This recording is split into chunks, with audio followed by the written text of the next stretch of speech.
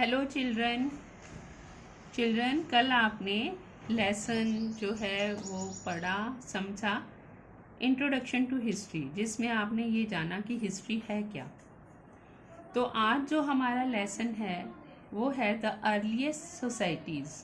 तो हिस्ट्री जब अपनी बात शुरू करती है तो सबसे पहले जो अर्लीस्ट सोसाइटीज़ हैं, अर्लीस्ट मतलब सबसे पहले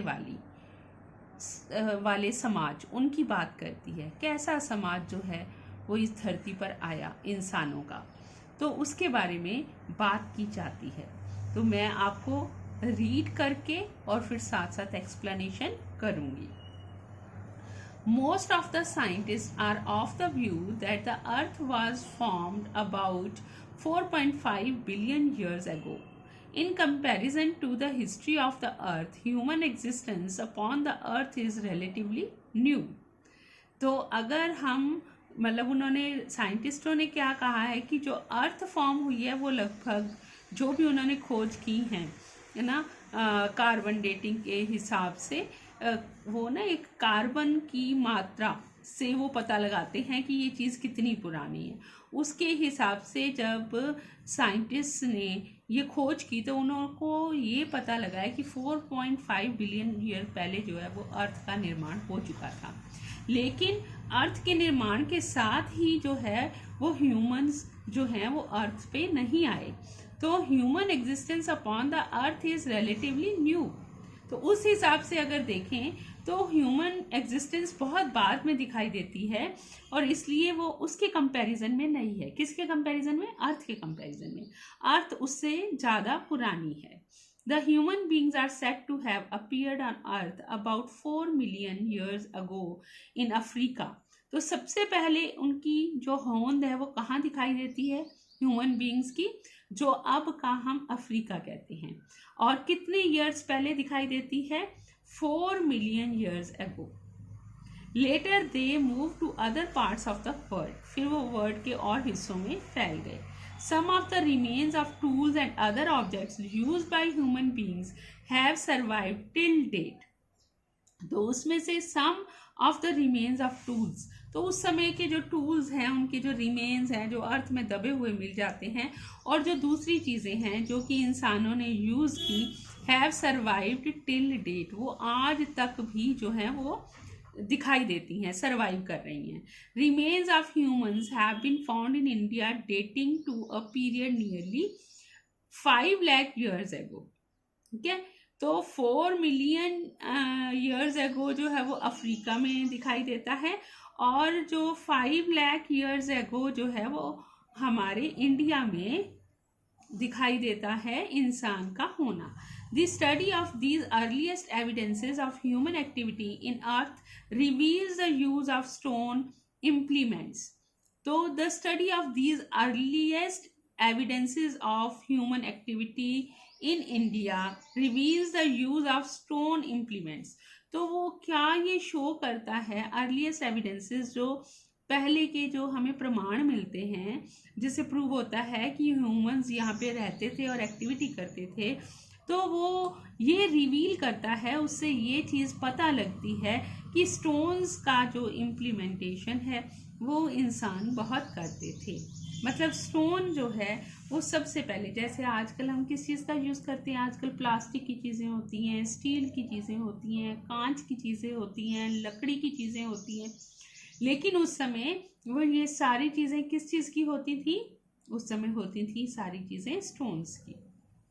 इतनी ज़्यादा तो ज़रूरतें ही नहीं बढ़ी थी, ये तो आज हमारी इतनी ज़रूरतें बढ़ गई हैं ना सभ्यता के विकास के साथ साथ। Stone age.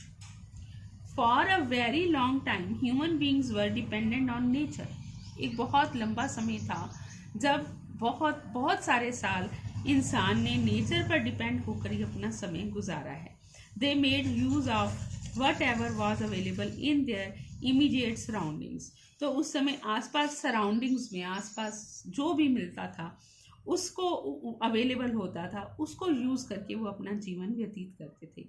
The period when stone tools were used is known as the stone age. तो पीरियड जिसमें कि स्टोन यूज होते थे उसको क्या कहा जाता है? Stone age.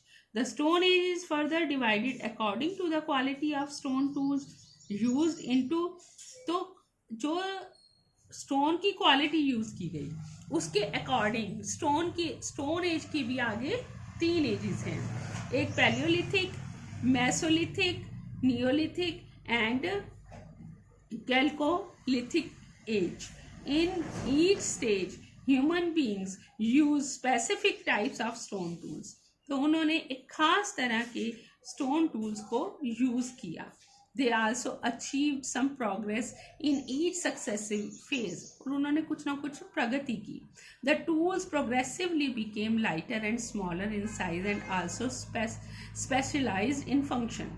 जैसे जैसे पैलियोलिथिक से इंसान जो है वो आगे बढ़ता चला गया तो उनके जो टूल्स हैं वो लाइट होते चले गए, स्मॉल साइज में होते चले गए, थे वो पत्थर के ही लेकिन स्मॉल होते चले गए, लाइटर होते चले गए और फंक्शन के लिए स्पेशलाइज्ड हो गए कि अब ये वाला जो टूल है अगर किसी चीज़ को तोड़ने के लिए इस्तेमाल होता है हैमर की तरह तो फिर वो हैमर की तरह ही इस्तेमाल होता है, अगर वो किसी शेर को मारने के लिए इस्तेमाल होता है तो वो फिर वो लॉयंस को मारने के लिए ही इस्तेमाल होता है. इस तरीके से उसमें स्पेशलाइजेशन जो है वो आती चली गई. जैसे कि अब आज के समय में हम क्या देखते हैं कि स्पेशलाइजेशन है, सब्जी काटने के लिए भी चाकू होता है, वो भी कटिंग करने के लिए, लेकिन उसको हम नाइफ कहते हैं. अब अगर वही कटर जो है अगर लकड़ी काटने के लिए है तो फिर उसको हम सा कहते हैं. तो वो सा अलग तरीके का होता है, सब्जी काटने वाला अलग तरीके का होता है. तो इसी तरीके से उन्होंने भी जो स्टोन्स थे उनके जो टूल्स बनाए वो जब जैसे जैसे एज बढ़ी तो फिर उन्होंने अलग अलग तरह के स्पेशलाइज्ड टूल्स जो हैं उन्हें इस्तेमाल करना शुरू कर दिया. Here we shall read the first 2 phases in this chapter when the early men were basically food gatherer and hunters. तो इस्तेमाल तो वो करते थे टूल्स और उनका पेशा क्या था. आज तो देखो ना कि प्रोफेशन कितनी की तरह की है, कोई टीचर है, कोई कंप्यूटर इंजीनियर है, कोई फार्मर है, कोई कुछ है. लेकिन अब उस समय पहले क्या होते थे कि बस वो फूड गैदरर, भोजन इकट्ठा करना, या हंटर्स होते थे. फूड गैदरर्स कैसे भाई, जैसे जंगल में अब कहीं पर सेब लगे हुए हैं, कहीं पर पियर्स लगे हुए हैं, कहीं पर कोई और सब्जी लगी हुई है, कहीं पर कोई और जड़ी बूटी है, जैसे कि जो अपनी वीटी है वो लगी हुई है, तो वो देखते कि थे कि किसको खाया जा सकता है और उसको वो तोड़ के ले आते थे. या फिर हंटर मतलब कि वो किसी एनिमल को मारते थे और उनका मांस खा लेते थे. द पैलियोलिथिक एज और old stone age. Palaeolithic age जो लिथिक वर्ड है ये एक्चुअली लैटिन वर्ड है जिसका मतलब स्टोन होता है और पैलियो का मतलब हो गया ओल्ड. तो old stone age, the term palaeolithic is derived from 2 Greek words palaeo और lithic signifying old stone. This stage lasted from 5000 BC to about 10,000 BC. जब हम BC की बात करेंगे ना तो उसमें आप हमेशा BC की बात में हमारा जो जैसे 10,000 आ गया या 500 आ गया, तो जैसे जैसे काउंटिंग में हम छोटी काउंटिंग बोलते जाएंगे तो वो समय हमारा नज़दीक होगा, जैसे जैसे हम काउंटिंग बड़ी बोलती जाएंगे वो समय हमारा दूर होगा. तो 5 लाख BC से लेकर 1000 BC तक जो है ये एज जो है वो लास्ट करती है. मतलब ये है कि जो स्टोन एज है उस एज में इंसान बहुत समय तक रहा. Paleolithic remains have been found in many parts of India like in Punjab, Uttar Pradesh, Bhimbetka and in the Deccan. Life of the Paleolithic man was hard and little better than that of animals. तो Palaeolithic as के जो इंसान थे उनकी जो life थी बड़ी hard थी. सिर्फ ये है कि एनिमल से थोड़ी ठीक थी. और जो इंडिया में मिलते हैं ये सब रिमेन्स वो कहाँ मिलता है कि पंजाब, उत्तर प्रदेश, भीमबेटका और एंड इन दक्कन में जो है हमें ऐसे लोगों की एग्जिस्टेंस का पता लगता है. और जैसे हम लोगों ने कहा था ना कि ज्योग्राफी जो है वो प्रभावित करती है हिस्ट्री को, तो ये पंजाब हो गया, उत्तर प्रदेश हो गया यहाँ पे, इसलिए क्योंकि ये नदियों की ये प्रदेश हैं। पंजाब 5 नदियाँ का प्रदेश, तो उत्तर प्रदेश में भी गंगा, यमुना, ये सारी नदियाँ बहती हैं। तो नदियों के किनारे ही सभ्यताओं का विकास हुआ, ये हम लोगों ने कल भी ये बात बोली थी। Important features of palaeolithic age, अब उसमें फीचर्स उसमें बताए हैं। Food, clothes and shelter. In the beginning people did not know how to grow food. तो शुरू में ग्रो फूड तो वो करते नहीं थे, इसलिए ऊपर वर्ड क्या आया, गैदरर, कि वो इकट्ठा करते थे, ग्रो नहीं करते थे।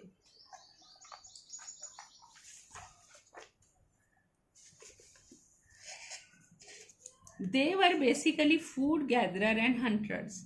वो बेसिकली क्या थे, फूड गैदरर थे और हंटर्स भी थे। They entirely depended on nature for food. वो नेचर के ऊपर डिपेंड करते थे। अगर नेचर में अगर किसी समय बरसात इस तरह की हो गई, या जैसे आजकल ओले गिर जाते हैं, तो वो चीज़ खराब हो गई तो खराब हो गई। अब वो इकट्ठा तो उस समय इकट्ठा करते थे, इकट्ठा करके रखने वाली बात, उस समय कोल्ड स्टोरेज नहीं होते थे। They ate fruits, roots, nuts, flesh of animals and even insects. Insects भी खा लेते थे, जैसे insects अब भी बहुत सारे देशों में जैसे कि चाइना में खाए जाते हैं। They moved from place to place in search of food and shelter. अब वो ये नहीं है कि एक जगह घर बनाया तो वहीं रह रहे हैं, जहाँ कहीं उनको गुफा दिख गई वहाँ पे अब फूड इकट्ठा करते करते आगे पहुँच गए तो पहुँच गए, फिर जहाँ पहुँच गए वहाँ देखा कि हम कैसे रह सकते हैं और वहाँ रहे। दे लेड ए नोमैडिक लाइफ। नोमैडिक बंजारों जैसी लाइफ, जो एक जगह पे टिकते नहीं है, उनको कहते हैं nomadic. Man, women and children lived in groups to protect themselves from dangerous animals. और वो लोग ग्रुप्स में रहते थे ताकि अगर कोई एनिमल वगैरह डेंजरस जो है वो अटैक कर दे तो एक दूसरे की हेल्प कर सकें। They lived in caves and hollow of trees to protect themselves from wild animals and harsh climate. तो अब उनके रहने की जगह कैसे कौन सी थी, केव्स थी, गुफाएं, और क्या थी, हॉलो ऑफ ट्रीज, जो ट्री के बीच के खोखल हो जाते हैं उसमें जाके वो बैठ जाते थे। तो जो है ये बड़े ट्रीज़ की बात है, छोटे छोटे ट्रीज़ में ऐसी चीज़ नहीं होती। दे यूज एनिमल स्किन और bark of trees and leaves to cover their body. और अपने शरीर को किससे ढकते थे, या एनिमल स्किन से ढक लेते थे, या ट्रीज़ की बाग को निकाल के उससे ढक लेते थे, या लीव से ढक लेते थे। ठीक है, अब ये देखो पैलियोलिथिक टूल्स दिखाए गए हैं, है ना। और ये देखो ये ऊपर वाला जो ये पिक्चर है, early man use animal skin to cover the body. ये देखो कवर द बॉडी करने के लिए एनिमल स्किन पहनी हुई है ना। वैसे आजकल आपको कई पिक्चर्स में भी दिखाई देती है, और अब तो आपको यूट्यूब की सुविधा है ना, अब उसमें देखिए आपको ये सारी चीज़ें दिख जाएंगी, मिल जाएंगी। यूट्यूब पे आप डालोगे ना अर्ली मैन, तो उसके सारे early man, how early man cover his body, इस तरह करके कुछ भी डालोगे तो वहाँ सब कुछ आ जाता है। फिर तो वहाँ से आप बहुत हेल्प ले सकते हो। फिर पैलियोलिथिक टूल्स जो हैं, ये देखो ये सब पत्थरों से बने हुए हैं, है ना। अब कोई थोड़ा नुकीला है, कोई कम नुकीला है, छोटा है, बड़ा है, ठीक है ना। तो ये आगे से नुकीला है ना, तो नोक से कोई चीज़ कट जाती है। Tools, palaeolithic man took a big step forward when they learn to use stones as implements. तो स्टोन को कैसे इम्प्लीमेंट, साधन के रूप में यूज़ करना है, ये पैलियोलिथिक मैन ने जब सीखा तो समझ लीजिए कि एक बड़ा स्टेप था। The tools use by them during this period were quite crude. मतलब वो क्रूड से होते थे भाई, फाइन नहीं होते थे, उसकी शेप वगैरह भी हमें खास नहीं दिखाई देती थी। हाँ, हमें थोड़ा सा लगता है कि हाँ जी आगे से नुकीला किया गया है या इस तरीके से, लेकिन वो एक खास ही शेप हर बार नहीं दिखाई देती थी। These are called pebble tools. इनको कंकरों के टूल्स भी कहते हैं। They use these tools for hunting animals. Animal hunting के लिए इसको यूज़ करते थे। चॉपिंग मीट, या मीट को छोटे छोटे टुकड़ों में काटने के लिए, या कटिंग वुड, या वुड को काटने के लिए। डिगिंग रूट्स, या रूट्स निकालनी है, ट्यूमर्स निकालनी है तो उसको फिर उन्होंने खोदना है ना, एटसेट्रा। ह्यूमन्स आल्सो, जैसे अब खुरपी यूज़ होती है ना वैसे, तो humans also used wood, ivory and bone to make tools and implements. और ह्यूमन्स जो थे वो वुड यूज़ करते थे, आइवरी यूज़ करते थे। आइवरी पता है ना आपको क्या होती है, आ गया माइंड में, क्या होती है? आइवरी होती है, जो अपनी एलिफेंट्स होते हैं उनके जो बाहर के टीथ होते हैं, ठीक है। तो और बोन्स यूज़ करते थे टूल्स और इम्प्लीमेंट्स बनाने के लिए। The tools of this age can be divided into two categories, core tools and flake implements. उनको दो हिस्सों में बांटा गया है, कोर टूल्स में और फ्लेक इम्प्लीमेंट्स में बांटा गया है, ओके। फिर उसके बाद आगे आपके फ्लेक टूल्स का मतलब है जो थोड़े से ऐसे फ्लैट से हैं, है ना, और दूसरे कोर टूल्स थोड़े मोटे लेकिन आगे से पतले। अब है discovery of fire.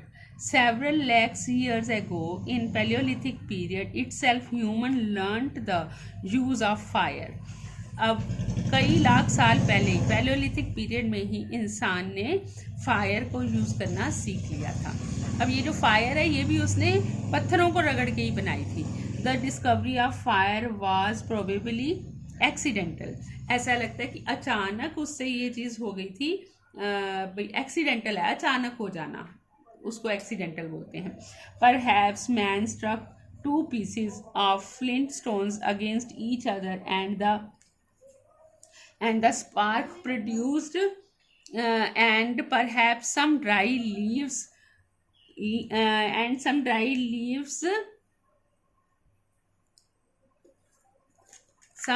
leaves caught fire.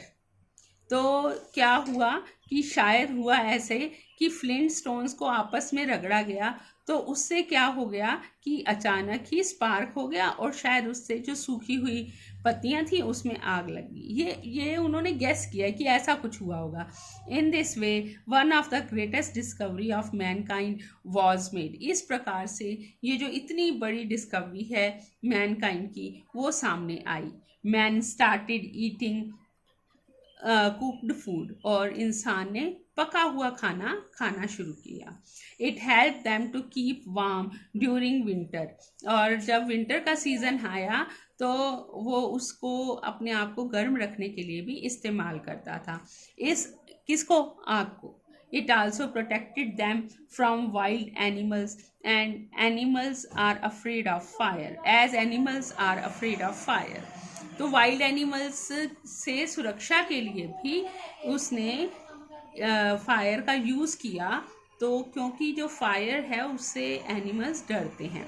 More over, क्योंकि इंसान के पास एक्चुअली दिमाग है ना, तो उसने तो सीख लिया कि कैसे मैं इस चीज़ का प्रयोग कर सकता हूँ कि ये मेरे को हर्ट ना करे। हर्ट तो इंसान को भी कर सकती है, लेकिन वो हर्ट हुए बिना उसका इस्तेमाल करना सीख लेता है। लेकिन एनिमल्स में इतनी तरह की बुद्धि नहीं होती है, तो वो उससे हर्ट हो जाते हैं, जल जाते हैं, इसलिए वो किससे डरते हैं? फायर से। More over it provided them light. अब इससे लाइट भी देखो, अगर आग जल रही है तो लाइट तो होती है ना, विच हेल्प देम टू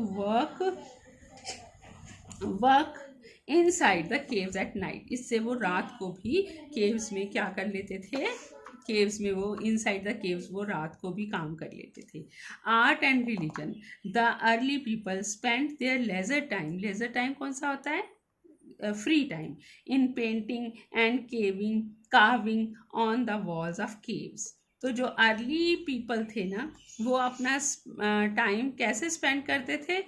जो खाली टाइम था उससे वो कोई ना कोई पेंटिंग करते थे, या जो केव्स होती थी वॉल्स की उसके ऊपर वो क्या करते थे? उसके ऊपर कार्विंग, किसी पत्थर वगैरह से ऐसे खोद खोद के कोई चीज़ बना लेते थे। तो आपने कई जगह पे ये चीज़ देखी होगी, है ना। अगर किसी ने ताजमहल देखा है तो वो देखो, वो सारा कार्विंग का ही काम है, उसमें पत्थर के को खोद कर ऐसा किया गया है। कई पुराने गुरुद्वारों में भी ये चीज़ दिखाई देती है। These paintings and carvings give us valuable information about their life. ये पेंटिंग्स, अब वो पेंटिंग्स में जैसे हम पेंटिंग बनाए तो हम क्या कहेंगे? बच्चा जो है वो कंप्यूटर के आगे बैठा है, कुछ कर रहा है, या बच्चा बैलून लिए हुए है, तो हमें पता लगता है कि इस समय बैलून्स हैं ये सब। तो उस समय भी जो लोगों ने पेंटिंग्स बनाई तो उन्होंने अपने जीवन की पेंटिंग्स बनाई, तो फिर उस पेंटिंग से हमें उनके बारे में पता लगता है। ठीक है, तो ये देखिए, ये आग, ये मेकिंग फायर, ये देखो अर्ली मैन है, ये आग बना रहा है ना। और ये एन एंशियंट केव पेंटिंग, ये देखो पेंटिंग्स है। तो अब देखो हर जगह एनिमल्स, ये देखो हॉर्स जैसा एनिमल दिखाई दे रहा है ना, लग रहा है जैसे हॉर्स है। और ये देखो कैसे इंसान बने हुए हैं, और एनिमल्स के साथ में, मतलब एनिमल्स उनके फ्रेंड शुरू से ही रहे हैं। ठीक है।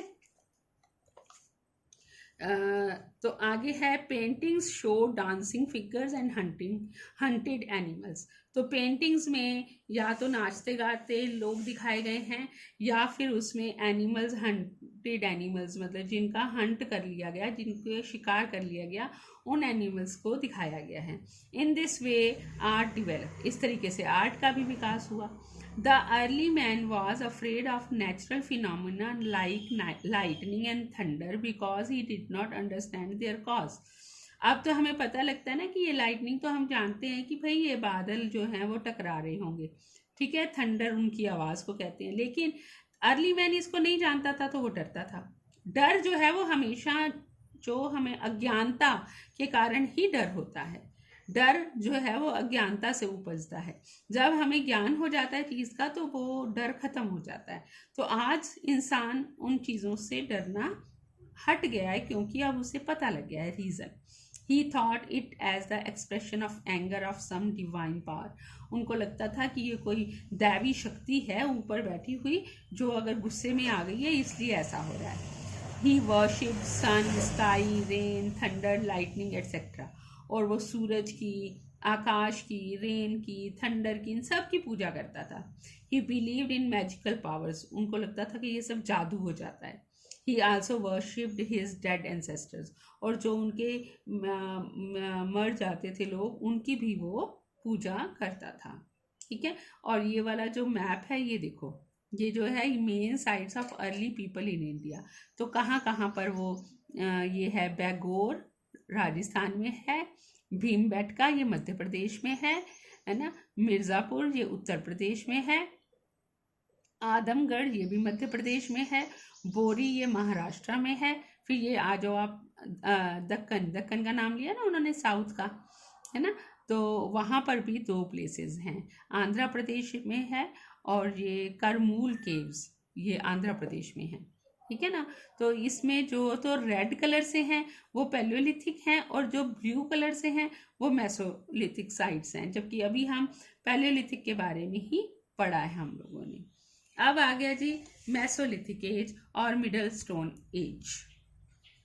तो मिडल स्टोन एज जो है वो क्या है, meso means middle, hence this age refers to the period between palaeolithic age and neolithic age. तो पैलियोलिथिक और नियोलिथिक के बीच में जो एज आती है वो है meso. It was a period of transition और चेंज, ये चेंज का समय है। During this period the tools and implements of the man became more sophisticated, इस समय और सोफिस्टिकेटेड हो गए। Now he started making tools by using bones and horns along with stones. ये वैसे पीछे भी उन्होंने कहा है, लेकिन उसका यूज बोन्स एंड हॉर्न्स का ज़्यादा बढ़ गया मेसोलिथिक में। Since these materials were more flexible and lighter, ये लाइटर थे than stone, मतलब उससे हल्के थे। they could also make a larger variety of things like bows and arrows and fishing hooks, ये भी सब उन्होंने बनाया। fishing hooks जो कि पानी में डालकर और वो फिश को पकड़ते हैं। एरोज भी बनाए, वो बोज एंड एरोज तीर कमान। ठीक है। तो ये सब चीज़ें भी उन्होंने बनाई। ये देख लीजिए आप, मेसोलिथिक टूल्स, ये आपको डिफरेंट लगते हैं ना, उनसे अलग अलग तरीके के हैं ये। यहाँ पे देखो ये एजेस, यहाँ पे वो ज़्यादातर वो ऊपर से नोकीले थे, यहाँ पे ये ऊपर से नोकीला है। यहाँ पे ये देखो साइड से उन्होंने थोड़ा सा चॉपर जैसा बनाया हुआ, लंबा सा फलक बनाया उन्होंने, है ना। तो मेसोलिथिक स्टोन्स भी हमें मिलते हैं। अब नेक्स्ट है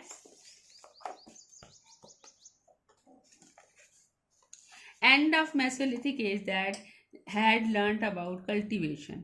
जब मेसोलिथिक एज का अंत आता है, तब तक आते आते इंसान जो है वो कल्टीवेशन के बारे में सीख लेता है। कल्टीवेशन क्या है, पहले तो जहाँ पेड़ लगा था वहाँ वो जाता था, वहाँ प्लांट लगा हुआ है वहाँ से चीज़ ले आओ। अब उसने सोचा, इंसान ने सोचा कि मैं जाता हूँ और मैं वहाँ से लेके आता हूँ, तो इससे अच्छा ये है कि क्यों ना मैं जहाँ पे मैं हूँ मैं वहाँ पे क्यों नहीं उगा लेता। तो फिर इसलिए कल्टीवेशन शुरू हुआ कि जहाँ वो रहता था, अब वो जब उसने कल्टीवेशन सीख ली तो नेचुरली फिर वो नॉर्मल लाइफ का अंत होना शुरू हो गया और वो सेटल हो गया, क्योंकि जब वो अब उसने पेड़ तक नहीं ना जाना, पेड़ अपने पास उगा लेना है, तो इसलिए कल्टीवेशन उसने सीखी। Man observe that when seeds fell on the ground and received water they grew into plants and bore grains. अब उनको ऑब्जर्वेशन, इंसान और एनिमल्स में यही फ़र्क है। चलो मैं कुछ एनिमल्स तो याद भी रखते हैं, लेकिन जो इंसान जो है ना, वो पिछली चीज़ को याद रखता है, उसके साथ जो कुछ हुआ होता है ना, तो उसको वो याद रखता है। जब उसका इंसान का ब्रेन उसको याद रखता है ना, तो वो उसका जो अगला काम है उसमें वो पिछले वाला जो उसका एक्सपीरियंस होता है उसका इस्तेमाल करता है। तो इसलिए इंसान जो है वो प्रगति करता है। अब देखो ना, अब जैसे रैट है, वो पिछली बार याद नहीं ना रख सकता। अगर आपने रैट आपके घर पे आ गए हैं, तो आप क्या करते हो कि पिंजरा लगाते हो उसको पकड़ने के लिए, है ना, रैट ट्रैप करने के लिए। तो रैट ट्रैप करने के लिए आपने पिंजरा लगाया, वहाँ रोटी लगाई और उसको फंसाने के लिए वो वहाँ पे रख दिया। अब हो सकता है किसी समय वो पिंजरे में पिंजरा लगाया और आपने उसने रोटी खींची, वो फंस गया अंदर। अब आप वही चूहा आपके फंस गया, अब आप उसको दूर छोड़ के आने की जगह या उसको मारने की जगह, उसको अगर आप फिर से क्या करते हो, फिर से बाहर निकाल देते हो, ठीक है। अब फिर से आप उसको वही वाला पिंजरा रख देते हो, तो और वैसे ही रोटी लगा देते हो, तो वो चूहा फिर से उसने बीच में आ जाना। उसको क्यों? क्योंकि उसको याद नहीं रहा कि अगर मैं ऐसा करता तो इससे तो मैं फंस गया था, तो वो ऐसा नहीं सोच पाता। लेकिन इंसान वो अगर वो 10 बार सोचता है, यार यहाँ पे मैं गिर गया था, छोटा सा बच्चा भी होता है ना, तो वो अगर एक जगह से कहीं से गिर जाता है ना, तो दूसरी बार वो उस जगह पे जाने से डरता है, उस जगह पे जाके रोने लग जाता है, मम्मी को ढूंढने लग जाता है कि यहाँ पे तो मैं गिर गया था, है ना। तो वो याद रखता है, चाहे छोटा इंसान है, चाहे छोटा बच्चा है, चाहे बड़ा इंसान है। तो वो जो चीज़ है वही इंसान की प्रगति का मेन कारण है। तो man observe that when seeds fell on the ground and received water they grew into plants that bore grains. तो उसने देखा कि जब कोई बीज गिरता है, उसके ऊपर पानी पड़ता है, तो वो तो नया प्लांट हो जाता है। तो उसने क्या किया कि ठीक है, फिर अब वो उसने बीज इकट्ठे करने शुरू कर दिए और अपना पौधा उगाना शुरू कर दिया। Thus another means of getting food besides hunting and gathering was now available to them. तो ये नहीं है कि उसने गैदरिंग छोड़ दी, गैदरिंग भी अभी वो करता था, लेकिन साथ साथ उसने ग्रोइंग क्रॉप्स या एग्रीकल्चर शुरू कर दिया। तो इस तरीके से आपने क्या पढ़ा है बेटा? आपने पढ़ा है पैलियोलिथिक एज के बारे में और मेसोलिथिक। तो पैलियोलिथिक एज जो है वो बहुत ज़्यादा डिस्क्राइब की है यहाँ पर, लेकिन मेसोलिथिक को इतना डिस्क्राइब नहीं किया, क्योंकि बाकी जो डिफरेंस था वो उन्होंने डिस्क्राइब कर दिया, बाकी लगभग सेम था, तो इसलिए उसको डिस्क्राइब नहीं किया। बाकी जैसा वो पहले था पैलियोलिथिक में, जैसे वो आर्ट पहले करता था, जैसे वो केव्स के ऊपर कार्विंग करता था या पेंटिंग करता था, वो अब बाद में भी करता है। तो ये आगे उन्होंने एक केस हिस्ट्री लिखी हुई है, case study the Deccan. A number of palaeolithic sites have been found in the Deccan. Some important among them are Adamgarh, Lekhania, Nevasa, Jalahal, Kondapur and Hangsgi. Here we shall discuss about Hangsgi for case study. The excavation carried out in Hangsgi throw light on the Paleolithic period. At a few sites, a large number of stone tools like hand axes, cleavers, choppers, scrapers, and hoovers, knives, and blades have been found. तो ये सब चीज़ें उसमें मिली हैं। Hand access का मतलब कि हाथ में लेकर, एक्स कुल्हाड़ी को बोलते हैं, तो उसको चलाना, चॉपर छोटे छोटे टुकड़े करना, स्क्रैप पर किसी चीज़ को स्क्रैच करना। It seems that hunters were a habitation cum factory sites. ये हंगसी ये दिखाई देता है, ऐसा लगता है कि जो हंसी थी वो नहीं, क्या है, Hunsgi. It seems that Hunsgi was habitation cum factory site. ये हैबिटेशन का मतलब होता है जहाँ पे कोई रहता है, वो भी थी ये, और यहाँ पे ये फैक्ट्री भी थी। जहाँ पे ये सब सामान बनता था। एट सम साइट्स, फैक्ट्री का मतलब ये नहीं है कि बड़ी बड़ी बिल्डिंग बनी होगी, मतलब वहाँ पे बैठकर वो लोग अपने ये टूल्स जो हैं वो बनाते थे। At some sites defect defective tools and chips of waste stone are also found, which suggests that their tools were made. Most of the tools were made of limestone as it was available in abundance. तो ये जो sites हैं यहाँ पर कुछ defective tools भी मिले हैं और चिप्स ऑफ वेस्ट स्टोन भी, जो स्टोन छील कर उन्होंने बना लिया तो चिप्स भी मिले हैं उसके। चिप्स का मतलब है कि वो साइड से जो उन्होंने खुरचा कि ये नहीं चाहिए उसको बारीक करने के लिए या शार्प करने के लिए, तो वो भी मिले हैं। And are also founds which suggest that their tools were made, कि वहाँ पर टूल्स बनाए जाते थे। कहाँ पर? हंसगी में, ठीक है। Most of the tools were made of limestone, ज़्यादातर लाइमस्टोन से बने हुए हैं। As it was available in abundance, क्योंकि वो वहाँ पर लाइमस्टोन जो चूना पत्थर है वो वहाँ पर ज़्यादा मात्रा में मिलता है। तो मुझे पूरी उम्मीद है कि आपको अब ये बात समझ आ गई होगी। अब बड़े आसानी से पैलियोलिथिक, लिथिक मतलब स्टोन, पैलियोलिथिक और मेसोलिथिक जो हैं वो एजिस के बारे में समझ गए होंगे कि उस समय इंसान एक गैदरर था और एक हंटर था। उस समय उसने इन दोनों एजिस के बीच में उसने फायर का जो आविष्कार है वो कर लिया था, डिस्कवरी कर ली थी उसकी, और उसने कल्टीवेशन भी मेसोलिथिक में सीख लिया था। इस प्रकार से उसने अपना जीवन जो है, और उसको शुरू से ही इंसान को आर्ट की तरफ अट्रैक्शन है, वो अपने मन की फीलिंग्स को आर्ट में जाहिर करता है। और डांस भी वो पहले से ही करता था, जैसा भी करता था तो वो पहले से ही करता था। वो अब आज की तरह फ्यूज़न डांस या कथकली नहीं करता था, है ना, लेकिन वो जो भी करता था वो उस समय वो डांस भी करता था, और उसके अलावा वो पेंटिंग भी बनाता था, कार्विंग भी करता था, है ना, फ्री टाइम में। तो जो इस तरीके से इंसान ने अपने दिमाग के कारण, अपने माइंड के कारण सभ्यता का विकास आरंभ कर दिया था। तो फिर अब नेक्स्ट लेसन के साथ आपके साथ फिर मिलेंगे। Thank you very much.